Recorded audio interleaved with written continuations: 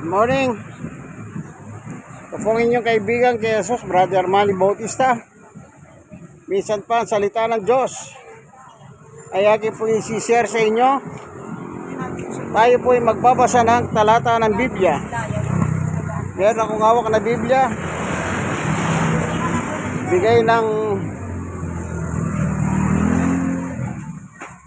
Ito'y binigay lang po ni Brother Hachi. Pababa tayo. Abagal.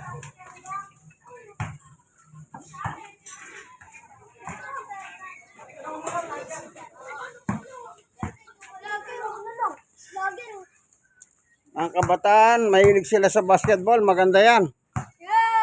Mas maganda, mahilig sila sa Pogi ako.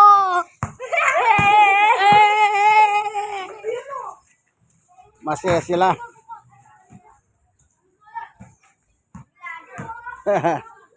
Maganda yan. Bata pa lang sila. Maano na sila sa sports. Kesa malulong sila sa droga. Okay? Alam niyo po sa Bible, sa Biblia, ay dito po nakasulat ang utos ng Diyos sa Biblia. Ano po? Dito nakasulat ang lahat kung sino tayo sa harap ng Diyos. Tignan niyo po kung ano ang ating itsura sa harapan ng Diyos. Yung iba, maganda ako. Yung iba, gwapo ako. Hindi. Ang sabi ay ito, sapagkat ang lahat ay nagkasala at walang karapat-dapat sa paningin ng Diyos. Roma 3:23. Yan ang ating itsura sa harapan ng Diyos. Yan ang itsura natin sa harap ng Diyos. Lahat po tayo nagkasala sa Kanya. Kaya wala pwedeng sabihin ng isang tao na siya'y mayaman, pinakamayaman. Hindi rin pwedeng sabihin ng tao, ako yung pinakamahirap. Lahat po tayo. Hindi po tinitignan ang ating kalagayan sa buhay ng Diyos. Lahat tayo, pantay-pantay. Ano tayo? Sabi ni Pablo, makasalanan kayong lahat, pati ako. Hindi ako may sabi dyan. Si San Pablo. At malupit si Pablo. Sinabi niya nga mga tao makasalanan. Pero ano sinabi ni Pablo tungkol sa kanyang sarili? Baka akala niyo po, wala sa pinagtapat. Meron po tayong babasahin na talata sa Biblia na kung saan nagtapat si Pablo. Ano sinabi ni Pablo? Okay, sabi niya, lahat tayo may kasalanan sa Diyos, ano? Ngayon, tignan naman natin yung kanyang pag-amin. Pag-amin. Ito nakalagay po sa Biblia. Ang sabi niya ay ito. Babasahin ko.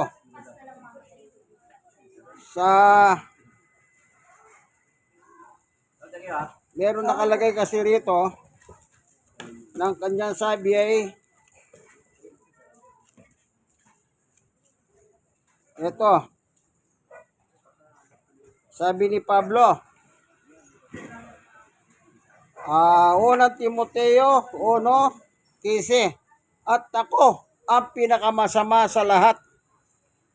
O ano sabi ni Pablo? Tayo masama tayo. Pero si Pablo sabi niya, ako yung pinakamasama. O tignan niyo po pag-amin ni Pablo. Hindi lang siya basta masama. Ako yung pinakamasama sa lahat ng tao. O. Purihin ng Panginoon. Kung tayo po ay nagkasala at sinabi ni Pablo, ako yung pinakamasama, anong dapat natin gawin, kaibigan? Anong dapat gawin? Eh di bayaran yung kasalanan sa Diyos. Yan tanong, kaya mo bang magbayad? Oh. Sige, sabihin mo, ikaw na yung pinakamayaman. Paano mo babayaran ang kasalanan mo sa Diyos? Dito sa lupa, pagka nagkasala ka, pwede kang magbayad ng pera para mapatawad ka. Dito sa lupa. Pero sa Diyos, pwede mo bang bayaran ng Diyos ng yung pera? Wala. Wala kang may babayad sa Diyos. Kahit naghahano ka pa kayamang kaibigan, kahit ng bahay mo, napakaganda. Napakaganda. Wala ka pa rin may babayad sa Diyos. Dahil ang pagbayad po sa Diyos, walang alaga. Yung iba, kala nila, kaya nila magbayad sa Diyos. O sige nga, kahit ikaw yung pinakamayaman, hindi mo mababayaran ang utang mo sa Diyos, ang kasalanan mo sa Diyos. Ito ang sabi ni Jesus, napakasimple lang ang utos niya. Babasahin ko po sa Biblia, no? Yung mismo sinabi ng Panginoong Yesus. Ito.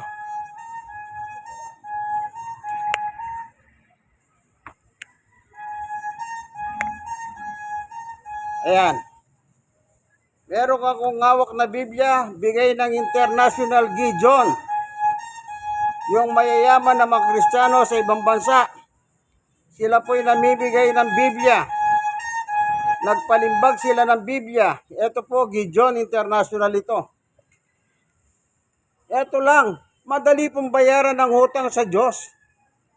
Hindi pinag-uusapan kung bilyonaryo ka, kung ano ka. Kahit mahirap ka pa sa daga, kaya mong magbayad. Ito lang oh, makinig kayo at unawain ang salita ng Panginoong Yesus. Mateo 4:17. Magmula noon ay nangaral na si Jesus. Ang sabi niya, pagsisihan ninyo talikdan ang inyong mga kasalanan. Ano sabi niya? Pagsisihan at talikdan. Ibig sabihin, kung ang kasalanan mo ay magnanakaw ka, tumigil ka sa pagnanakaw. Kaya talikdan ang iyong kasalanan, sabi niya. Eh yung iba nakaw ng nakaw, ayaw uminto Di ba totoo yan? Benta ng droga dito, droga doon. Ayaw nila uminto kasi meron pera. Ang utos ng Panginoong Yesus, magsisi, talikuran ang iyong mga kasalanan. Oh, anong kasunod? Sapagkat malapit na magari ang Diyos. Yan palang hindi nagsisisi, hindi tumatalikod sa kasalanan. Hindi pag-aharian ng Diyos. Kung di ka pag-aharian ng Diyos, sino mag-ahari? Di natural, sabi ni Satanas, ako ang iyong hari. Isipin mo, sinabi ng gobyerno, mga walang niyang magnanakaw. Ay, ayaw. Grabe. Kinakasangkapan pa ang taong bayan, magpagawa ng tulay. Anong ibinaon? Wala. Oh. Tapos ano sabi nila? Gawa na. Bayaran nyo na kami. Bayaran nyo na si senador. Bayaran nyo na si congressman, si mayor, si gobernador. Nang puntahan, wala. Pero bayad. Kanino galing ka? Sa taong bayan. Yung nagbabayad ng bis. Hindi ka nagbabayad sa bis, hindi ka masasaktan O bakit? Tax evader ka Diba? Pag hindi ka nagbabayad ng bisa ng gobyerno, ang sabi ng gobyerno, ipakukulong ka niya. Naalala niyo nung araw? Sa panahon ni Pinoy, ang daming artista kinasuha sa BIR. Hindi sila kumikita sila sa pagiging artista, hindi sila nagbabayad ng bis. Dahil takot makulong, ano sabi nila? Magbabayad na po kami. O hindi ba? Walang kanakulong. O kung hindi pa nabuking, hindi pa. Eto ngayon, nabuking na. Wala kaming kasalanan. Nabuking na, wala pa raw kasalanan. Kasi, ang mundong ito, ang nagpapatakbo, hindi naman ang Diyos. Akala nyo ba Diyos ang nagpapatakbo sa mundong ito?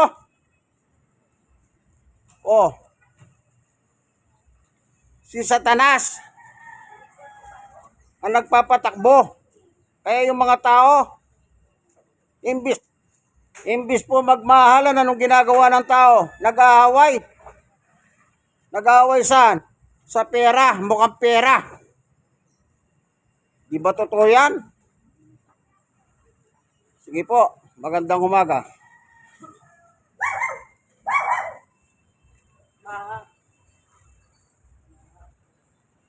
Ang mundong ito ay pabulusok ng pabulusok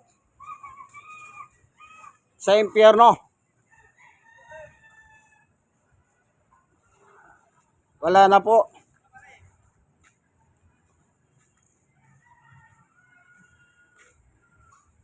Kaya sinasabi nga nila, pag bagong taon, bagong pag-asa. Anong bagong pag-asa?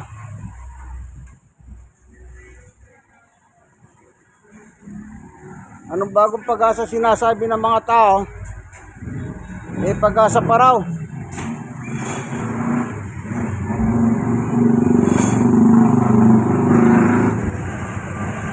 Tumanda ng panahon. Anong pag-asa sinasabi ng tao? Wala. Puro salita lang yan. Puro salita.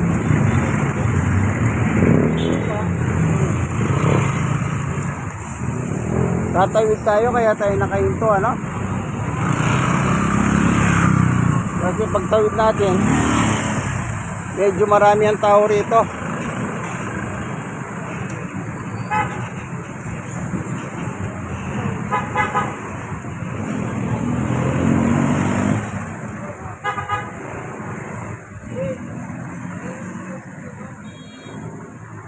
Purihin ang Panginoon. Babasahin po natin sa Biblia na ang mundong ito, itong kinalalagyan nating mundo,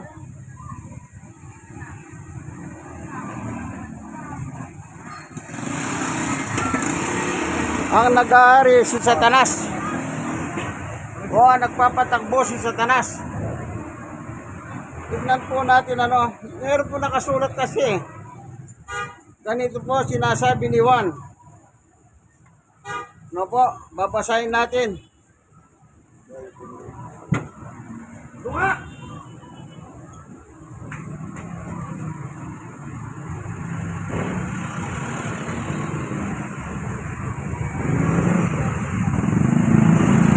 Ganito nakalagay.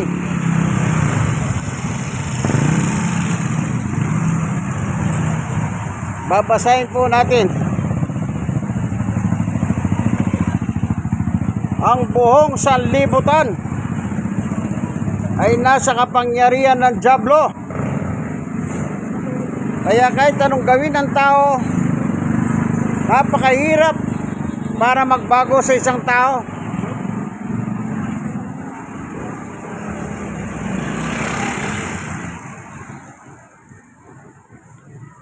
Pero kung susunod lang siya kay Kristo, magtatagumpay siya. Magtatagumpay. Sapagkat ang tagumpay ay walang iba kundi si Jesus.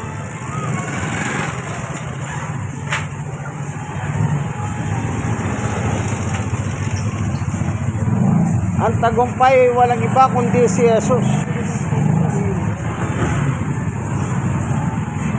Siya ang ating pag-asa. Tito 2:13. Blessed Hope.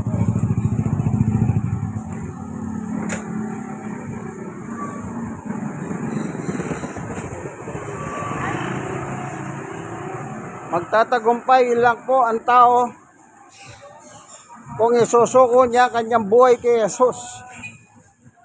Yung totoong Jesus, ha. Yung Jesus nasa langit. Hindi yung Jesus nasa lupa.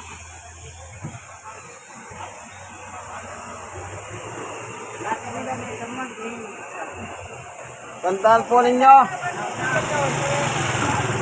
ang buhay natin, pabulosok na po pabulosok ang buhay ng tao. Papunta sa kumuloy ng impyerno. Kung hindi ka magsisisi, kung di mo tatalikuran ang iyong mga kasalanan, kaibigan, kaya na sinabi ng ating Panginoong Yesus, pagmula noon, kailan yung noon? Noong magsimulang mangaral si Jesus. Ano ang kanyang pinangaral? Magsisi sa kasalanan. Talikuran ang kasalanan.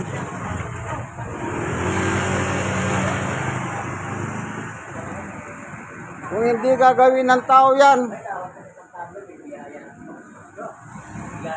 ikaw na rin ang gumawa. Tandaan po ninyo, bawat tao aharap sa hukuman ni Jesus. Yung ayaw sumunod kay Jesus, lagot kayo, kaibigan. Pag namatay kayo na hindi kayo nakasunod sa Kanya, pagkamatay ninyo, doon kayo haharap kay Jesus, kaibigan. Uhukuman niya kayo. Ang sabi po sa Hebreo,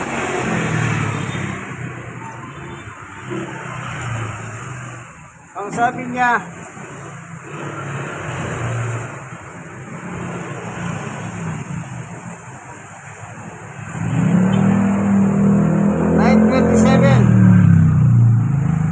itinakda sa mga tao na minsan lamang mamatay at pagkatapos ay ang paghukom.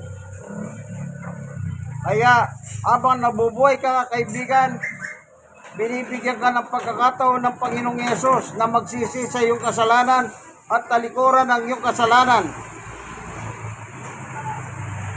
Yan ang binibigay na pagkakataon ng Panginoong Yesus sa buhay nating mga tao.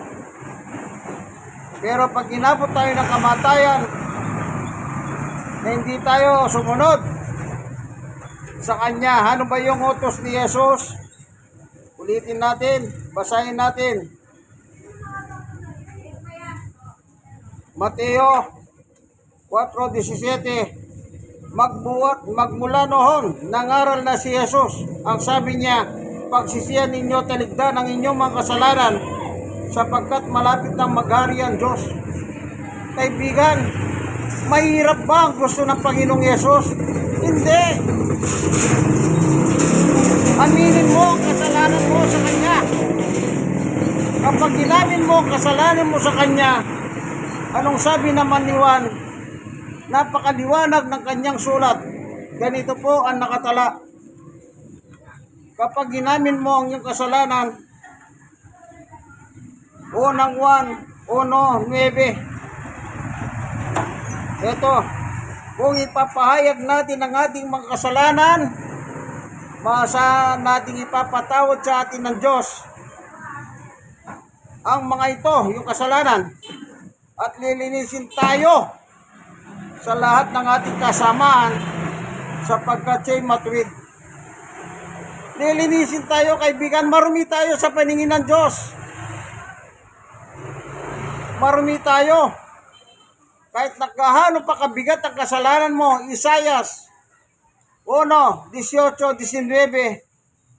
Kahit tingkad pa ng mapulang-mapula, ang sabi niya, gagawing maputi, parang bulak, parang yelo. Kaya kalinisin ng Diyos, kaibigan. Ang kailangan lamang ang paglapit mo sa Kanya. Kaibigan, kailan ka palalapit? Huwag mo nang hintayin pa yung huwag ka nang magpateka-teka. Kapag napanood mo ang video ito, mag-isip ka, gamitin mo tama ang isip mo. Para pagharihan ka ng Diyos, anong sabi ni Jesus, magsisi at talikuran ng iyong kasalanan. Sabi ni Isaias, gahano man kapula ang iyong kasalanan, gagawin parang niebe. Gagawin parang niebe. Alam niyo po ba yung niebe? Yung snow. Ganyan po ang mangyayari kapag magsisisi tayo sa ating mga kasalanan. Sige po, hanggang dito na lamang inyong kaibigan kay Jesus, Brother Manny Bautista. Sana meron kayo natutunan sa inyong panonood ng video ito. God bless us all po sa inyong lahat. Nawadat na kayo ng video ito nasa mahayos na kalagayan. Huwag po kayong matakot sa Diyos. Mas matakot kayo pag hindi nyo sinunod ang Diyos. Yan ang nakakatakot po. Bakit ko sinabi nakakatakot? Sapagkat bukas ang impyerno para sa iyo pag hindi ka nagsisi sa iyong kasalanan. Hanggang dito na lamang po yung kaibigan kay Brother Manny Bautista. God bless us all. Bye-bye. Morning.